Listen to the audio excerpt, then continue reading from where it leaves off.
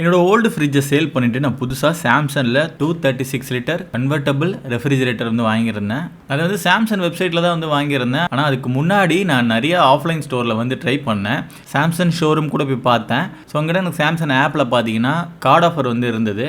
So அதனால் நான் இது வந்து வாங்கியிருந்தேன். இந்த மாடல் ஏன் சூஸ் பண்ணேன்னா, நான் பார்த்த மாடலே இது வந்து பெஸ்ட்டு ஃபீச்சர்ஸ் வந்து இருந்தது அண்ட் வாரண்டியும் இதுக்கு வந்து அதிகம். இந்த கன்வெர்ட்டபிள் மாடல் எதுக்குன்னா, நமக்கு ஃப்ரிட்ஜ் கம்பார்ட்மெண்ட்டில் ஸ்டோரேஜ் வந்து பத்தலை அப்படின்னா ஃப்ரீசரை வந்து நார்மல் ஃப்ரிட்ஜாக வந்து நம்ம மாற்றிக்கலாம். அதுக்காக தான் இந்த ஃபீச்சர் வந்து இருக்குது. அதுக்கான கண்ட்ரோல் மட்டும் முன்னாடி டிஸ்பிளே தான் கொடுத்துருக்காங்க, உள்ளே வந்து இல்லை.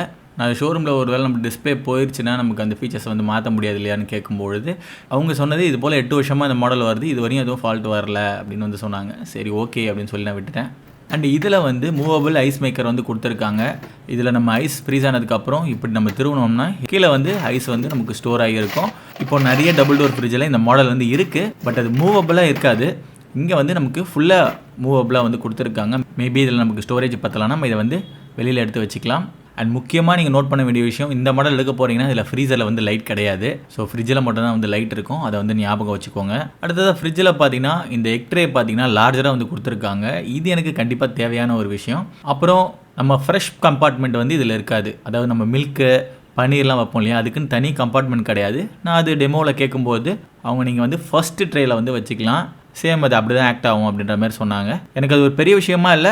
மில்க் ட்ரே வந்து உங்களுக்கு கண்டிப்பாக வேணும்னா நீங்கள் இந்த மாடலை வந்து சூஸ் பண்ண தேவையில்லை. அண்ட் இது இன்வெர்டர் மாடலு. இன்வெர்டர்னா நம்ம எவ்வளோ பொருள் வைக்கிறோமோ அதுக்கு ஏற்ற மாதிரி தான் இது வந்து பவர் கன்சப்ஷன் வந்து பண்ணோம். அண்ட் இந்த மாடலுக்கு நீங்கள் ஸ்டெபிளைசர் போடணுன்ற அவசியம் இல்லை. இந்த 3 ஸ்டார் ரேட்டிங் வந்து அதிக ஸ்டார் இருந்தால் பவர் கன்சப்ஷன் வந்து கம்மியாக குடிக்கும் அப்படின்ற மீனிங். முக்கியமாக ஸ்டார் ரேட்டிங் வந்து பார்க்கணுமா அப்படின்னா கண்டிப்பாக கிடையாது. அதெல்லாம் பெருசாக நீங்கள் வந்து கண்டுக்க தேவையில்லை. 2 ஸ்டார் 3 ஸ்டார் இருந்தால் கூட ஓகே தான். அண்ட் நான் ஷோரூமில் பார்த்த மாடல் வந்து 2 ஸ்டார் தான் இருந்தது. அண்ட் ஆன்லைனில் 3 ஸ்டார் வந்து இருந்தது. நீங்கள் ஒரு 2-3 நபர் இருக்கீங்கன்னா இந்த மாடல் வரையும் போகலாம். இல்லை நீங்கள் அதிகமாக ஸ்டோர் பண்ணுவீங்க ஃப்ரிட்ஜில்னா நீங்கள் 300 லிட்டருக்கு மேலே போகிறது நல்லது. ஸ்டோரேஜ் கெப்பாசிட்டி வந்து உங்களுக்கு போதுமானதாக இருக்கும். ஸோ லாஸ்ட்டாக வெஜிடபிள் கம்பார்ட்மெண்ட் வந்து கொடுத்துருக்காங்க.